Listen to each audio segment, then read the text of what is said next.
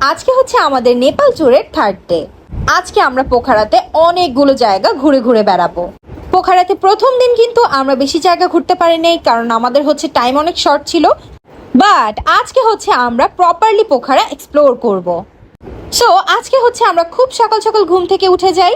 শুধুমাত্র ভ্যাকেশনে গেলেই হচ্ছে আমি খুব সকাল সকাল ঘুম থেকে উঠি। যাই হোক, আমাদের হোটেল থেকে হচ্ছে আমাদের বুফে ব্রেকফাস্ট ছিল, সেটা কমপ্লিট করে এখন আমরা চলে যাচ্ছি ফিওয়া লেকের বোট পয়েন্টে বোটিং করতে।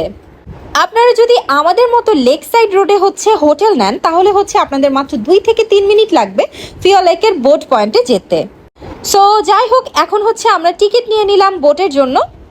আমরা যে প্যাকেজটা নিয়েছি এটা হচ্ছে পার আওয়ার উইথ ড্রাইভার 900 রুপিতে।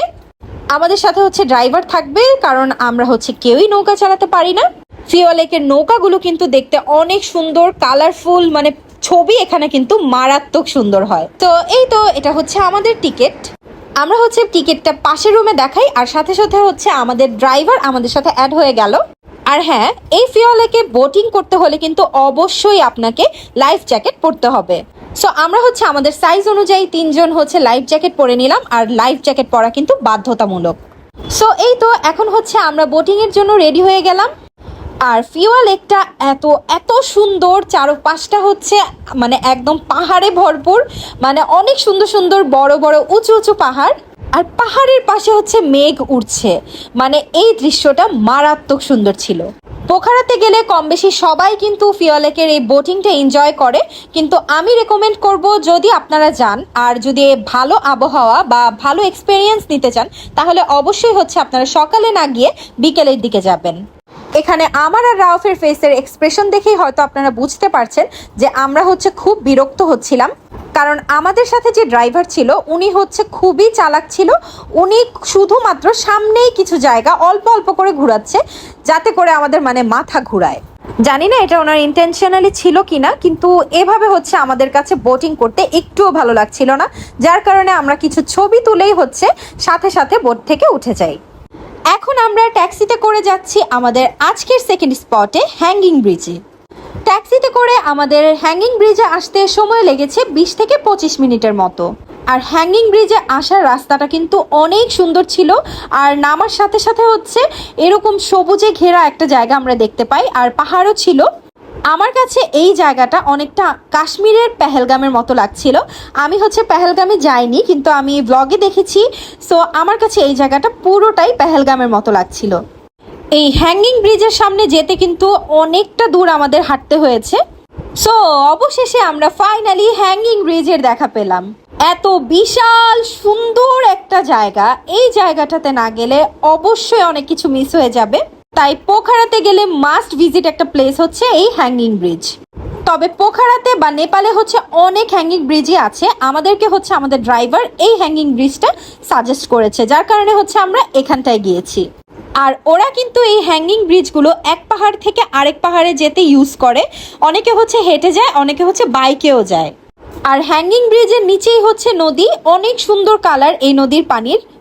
এক কথায় এই জায়গাটা আমাদের কাছে 10 আউট অফ 10 লেগেছে।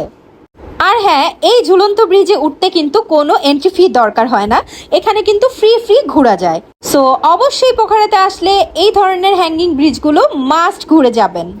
সো এরপরে হচ্ছে আমরা প্রায় 10 মিনিটের মতো জার্নি করে চলে আসলাম আমাদের বাঞ্জি স্পটে। আমাদের অনেক দিনের ইচ্ছে ছিল আমরা যদি নেপালে কখনো যাই তাহলে অবশ্যই আমরা বাঞ্জি করব। আমাদের বাঞ্জির ভিডিও অলরেডি আপনারা হচ্ছে দেখে ফেলেছেন, আর আমার ইচ্ছা আছে খুব সুন হচ্ছে আমি আমার ফুল এক্সপেরিয়েন্স বাঞ্জিয়ের কেমন ছিল সেটা নিয়ে একটা ভ্লগ আপলোড করব। আর অবশ্যই ওই ভ্লগটা হচ্ছে ইনভয়েসে থাকবে। আমাদের দুজনের কাপল বাঞ্জি করতে ফটো প্লাস ভিডিও সহ খরচ পড়েছে 13,000 নেপালি রুপি। শুধু এই ব্লগে এতটুকুই বলবো, যাদের মনোবল বেশি আর অনেক সাহস আছে তারাই এই বাঞ্জি করবেন। এটা ছিল আমাদের সাহসিকতার সার্টিফিকেট। সো সকালের এই দুইটা জায়গায় ঘুরতে আমাদের ট্যাক্সি ভাড়া পড়েছিল 1500 রুপি। সো বাঞ্জি করার পরে সরাসরি আমরা চলে আসি পোখারার এই ফেমাস হোটেলে। এই হোটেলটার নাম হচ্ছে ম্যাজেস্টিক লেক ফ্রন্ট হোটেল। এই হোটেলটাও আমরা অ্যাজ ইউজুয়াল আগোদা থেকে অনেকদিন আগেই হচ্ছে বুক করে এসেছি। হোটেলটা ঢুকেই হচ্ছে ওরিওকে পেয়ে যাই আমরা, আর এখনো হচ্ছে রাওয়াফ ওরিওকে অনেক মিস করে। সো এই হচ্ছে আমাদের আজকের রুম। নেপালে যাওয়ার আগেই হচ্ছে আমার এই হোটেলে ওঠার অনেক শখ ছিল, আর এই শখটাও আলহামদুলিল্লাহ আমি পূরণ করেছি। খুব ছোট্ট করে হচ্ছে আমি আমার এই রুম ট্যুরটা দিয়ে দিচ্ছি। সো এই হচ্ছে এই রুমের ওয়াশরুমটা যথেষ্ট বড় আর ক্লিন ছিল। ওয়াশরুমের ভেতরে কিন্তু টয়লেট্রিজ সব ধরনের ছিল, যেগুলো প্রয়োজন। আর রুমের সাথে কিন্তু চা কফি কমপ্লিমেন্টারি ছিল।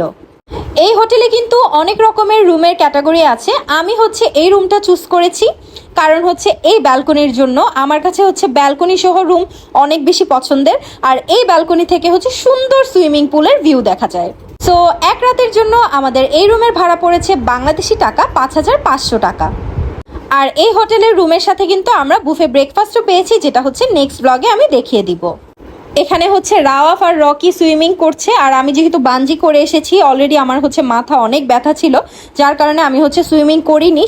আমাদের এই হোটেলের নিচের সাইডটাও কিন্তু অনেক সুন্দর, অনেক বড় একটা এরিয়া জুড়ে, মানে এখানেও ঘুরে ঘুরে দেখা যায়। খুব সুন্দর সুন্দর কিছু দোলনা দেওয়া একদম সুইমিং পুলের পাশে, এখানে বসেও কিন্তু খুব সুন্দর সময় কাটানো যায়। সো এখন হচ্ছে আমরা আরও 2টা জায়গায় এক্সপ্লোর করতে যাব, আর এই 2 জায়গার জন্য আমাদের আউটফিট ছিল এগুলো। সো আমাদের আউটফিটটা কেমন ছিল সেটা কিন্তু কমেন্ট করে জানাবেন। সো নেক্সট 2টা স্পটের ভিডিও কিন্তু আমি নেক্সট ব্লগে আপলোড করব। সো ওই ব্লগটা দেখতেও কেউ ভুলবেন না, আর আমাদের এই ব্লগটা কেমন লেগেছে সেটাও কমেন্ট করে জানাবেন। আর thank you for watching this video.